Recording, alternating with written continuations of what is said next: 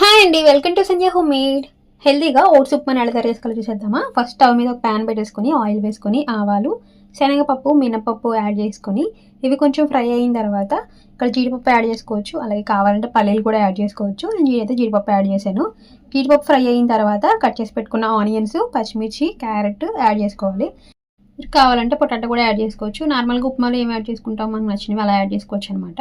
తర్వాత కరివేపాకు, టేస్ట్కి సరిపడా సాల్ట్ కూడా యాడ్ చేసుకొని మొత్తం అన్ని మిక్స్ చేసేసుకొని కలిపేసుకోవాలి. బాగా సాఫ్ట్ ఉడికేంత వరకు మగ్గించుకోవాలి. ఇక్కడ నేను కొంచెం పసుపు కూడా యాడ్ చేశానండి. మీరు కావాలంటే యాడ్ చేసుకోండి, లేదంటే స్కిప్ చేసేయచ్చు. పసుపు వేస్తే కొంచెం ఎల్లో కలర్లో కనిపిస్తుంది, లేదంటే వైట్గా ఉంటుంది, అంతే డిఫరెన్స్. తర్వాత ఒక కప్పు ఓట్స్కి కప్పున్నర వరకు వాటర్ యాడ్ చేసుకున్నాను. వాటర్ కొంచెం బాయిల్ అయిన తర్వాత ఒక కప్పు ఓట్స్ కూడా యాడ్ చేసేసుకొని కలుపుకుంటూ మిక్స్ చేసుకోవాలి. ఒక 10 నిమిషాలకి ఓట్స్ ఉప్మా రెడీ అయిపోతుంది. హెల్దీగా వెయిట్ లాస్ అవ్వాలనుకునే వాళ్ళకి ఈ ఓట్స్ ఉప్మా బాగా యూజ్ అవుతుంది. వీడియో నచ్చితే సబ్స్క్రైబ్ చేసుకొని చిన్న లైక్ కూడా ఇచ్చేయండి.